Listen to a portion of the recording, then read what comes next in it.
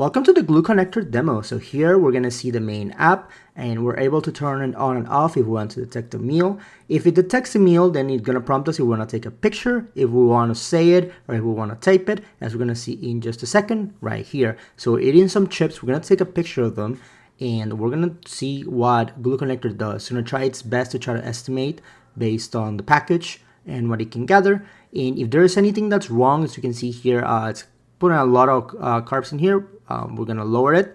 We can fix that, like I said, with some manual input, and that's basically how it's gonna work. So a quick in and out. We're gonna see the log history in a second, but that how Glue Connector would work. It would just sense that we're eating, and it would notify us to clog it. Let's go to a presentation. Good day, everyone. My name is Jose Ballestero, and I'm joined by Sara Spajic, and we represent Group 15. Today, we will talk a little about our Glue Connector, a health sensing and intervention system for reducing meal logging fatigue in diabetes care. Continuous glucose monitors are very good at recording what blood glucose does through the day, but they do not automatically explain why those changes happen. Oftentimes, there's a missing piece called the food. Right now, the context depends on the patient manually logging meals, stop logging meals, estimating carbohydrates, serving sizes, describing the food, entering into an app. That becomes exhausting every meal, every snack, every day.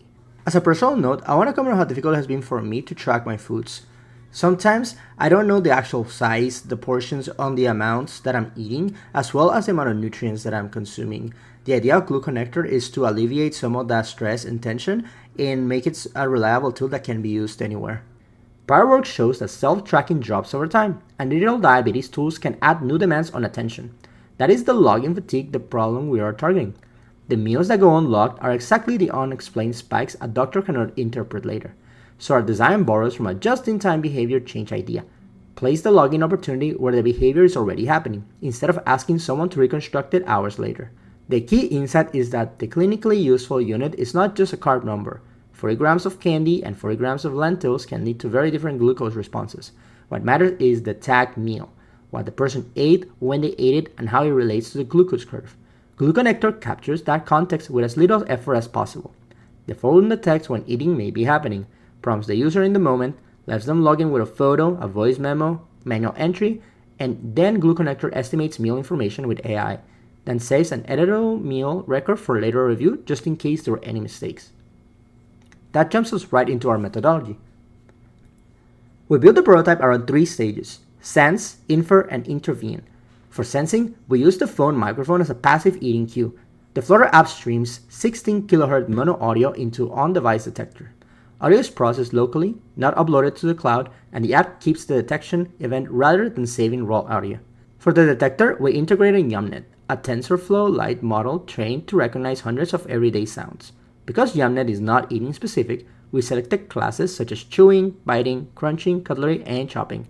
The app sums those probabilities, confirms enough positive frames in a short window, and uses a cooldown so the user is not repetitively alerted. During testing, it also shows the top 5 detected sound categories. If YumNet is unavailable, the app falls back to a simpler loudness detector. For inference and intervention, the system treats a detection event as a possible unlocked meal and immediately fires an eating detected alert.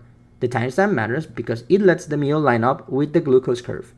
The user can take a photo, leave a quick voice memo, or enter a meal manually. For photo and voice pass, Google Gemini estimates food identity, carbohydrates, glycemic index, and a short explanation. The estimate is editable because the AI output is decision support, not ground truth. The current result is that the sensing pipeline runs end-to-end on a physical iPhone. YumNet is integrated on-device, the app shows the model on top categories during testing, and the detector can fire on real eating and events as a chosen sensitivity threshold. That end-to-end piece matters because it changes meal logging from a memory task into a confirmation task. Instead of asking the patient to remember later, the phone notices a likely eating moment and gives them a lightweight opportunity to capture the meal while the context is still fresh. In the demo flow, the user gets the eating alert, continues into the meal log, captures the meal with a photo or voice note, reviews the AI estimate, and saves it as a structural meal entry. The goal is to not make logging perfect, it is to make missed meal gaps much smaller. There are also clear limitations. YumNet is a general-purpose audio classifier, so precision near the threshold is imperfect. Talking, television, cutlery, and cooking noises can overlap with eating sounds. The current version uses one threshold for every user, while a per-user threshold would likely improve accuracy. For the clinical data path, meal records can be represented as FHIRs, nutrition intake resources. Because they include food identity, carbohydrates, timing, and meal types, future work is to strengthen the clinical dashboard, connect to hospital AHR workflows, and evaluate the downstream glucose outcomes. In short, GluConnector is not trying to dose insulin or replace clinical judgment. It's trying to capture the missing context behind the glucose curve. Next, we'll show the prototype and what we learned from building the sensing pipeline. And here's what we have working today. The full sensing pipeline runs end-to-end on a physical iPhone. The detector fires reliably on real eating events at our chosen sensitivity threshold. You can see this in the screenshots on the poster.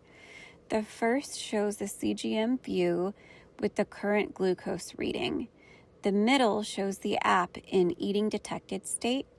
This is the just-in-time adaptive intervention prompt, asking the user to snap or say what they're eating. The third shows the Gemini carb estimation. The user snapped a photo of chicken and rice, and Gemini estimated 55 grams of carbs, which the user can confirm or edit before it's logged.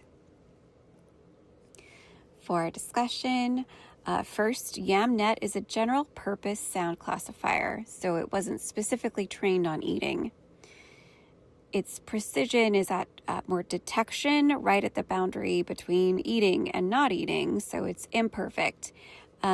False alarms are inherent to using a phone microphone in the real world. There might be a lot of talking or television noise, any background noise like crumpling.